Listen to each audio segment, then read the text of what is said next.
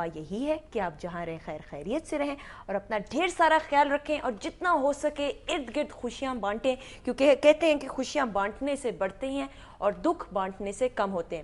ایک چھوٹا سا تھاٹ آف دا ڈے ہے کہ ناظرین، رمضان المبارک کے اس خوبصورت بابرکت مہینے میں جہاں پہ ہم پنکچوالٹی اپنے اندر لے آتے ہیں، صبر لے آتے ہیں، وقت پہ افطاری کرتے ہیں، وقت پہ سحر کرتے ہیں، زیادہ سے زیادہ عبادت کرتے ہیں اور کوشش یہ کرتے ہیں کہ جھوٹ نہ بولیں۔ روزے کی حالت میں ایسا ہوتا ہے لوگ کہتے ہیں یار ابھی روزہ جھوٹ نہیں بولنا، ابھی نہیں بولنا، افطاری کے بعد یار ابھی غیبت نہیں کرنی، ابھی میرا روزہ خراب ہو جائے گا۔ تو یہ ساری چیزیں اگر ہم باقی 11 مہینے میں بھی پریکٹس کرنا شروع کر دیں تو سوچیں ہمیں کتنا ثواب ملے گا۔ بالکل صحیح۔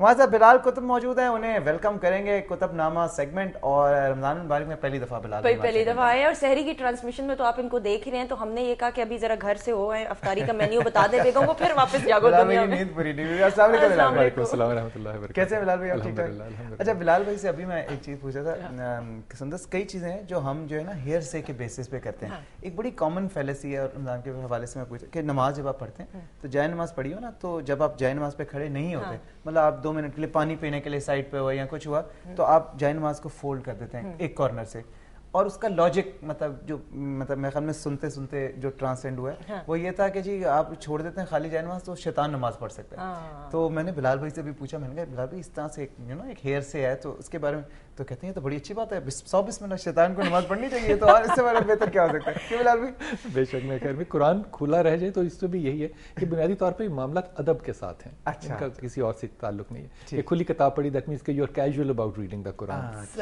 اس میں اس سے زیادہ اور کوئی نہیں۔ ایک میں چیز آپ سے سوال پوچھنا چاہوں گی کہ رمضان کی فضیلت سے ہم کیسے زیادہ سے زیادہ فائدہ اٹھا سکتے ہیں، اینڈ دین سیکنڈلی رمضان جہاں پہ ہمیں ڈسپلن سکھاتا ہے، صبر و تحمل سکھاتا ہے، عام روٹین میں دیکھیں تو یہی سب سے زیادہ مسنگ ہے۔ ٹریفک کے معاملات میں دیکھ لیں، آفس کے معاملات میں دیکھ لیں، ہاؤ کین وی لرن؟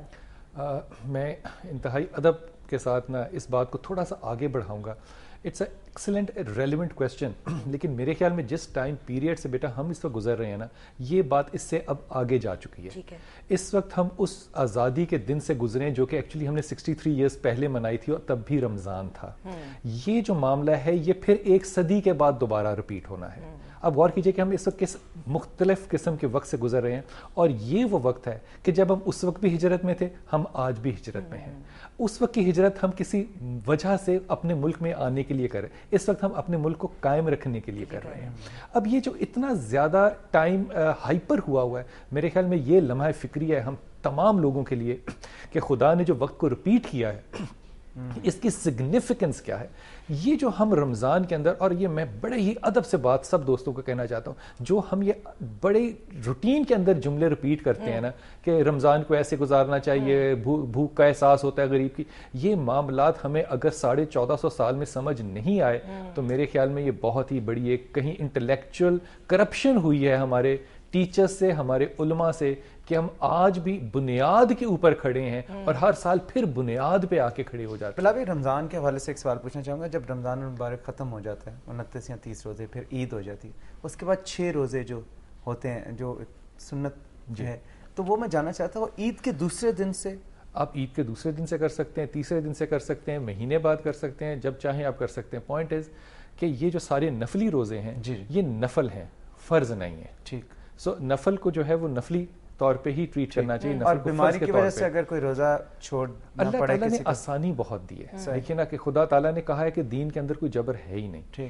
اگر آپ کو کوئی بیماری، اللہ نے کتنی آپشنز دی ہیں، آپ بیمار ہیں، آپ سفر میں ہیں، آپ ابھی میں نے بہت سے ایسے دوست دیکھے ہیں، بہت سی خواتین ایسی دیکھی ہیں جو کہ 16 گھنٹے کا سفر ہے آپ کا امریکہ میں، راستے میں آپ نے روزہ رکھ لیا، آپ ٹائم کے بھی اگینسٹ جا رہے ہیں، راستے میں آپ گرتے پڑ رہے ہیں۔ اللہ نے جو سہولتیں دی ہیں ان کو ضرور لینا چاہیے۔ حضرت علی ایک جنگ کے لیے باہر نکلے اور ان کے پیچھے حضرت عمر کو بھیجا گیا کہ جنگ پہ نہیں جانا، واپس چلیں۔ تو آپ مکہ سے باہر بیٹھ گئے اور دوست سارے لوگوں سے کہا کہ ابھی ہم قصر پڑھ کے جائیں گے۔ تو وہی صحابی تھے سارے جو اس طرح کی سوال کرتے تھے، انہوں نے کہا کہ ابھی تو مکہ کی فصیل نظر آ رہی ہے، دیوار مکہ کی نظر آ رہی ہے، تو قصر کیسے ہو گئی؟ فرمایا فصیل نظر آ رہی ہے، مکہ میں تو نہیں ہے۔ تو وہاں قصر بھی ہوئی اور اس قصر میں علی بھی شامل ہوئے اور حضرت عمر بھی شامل ہوئے۔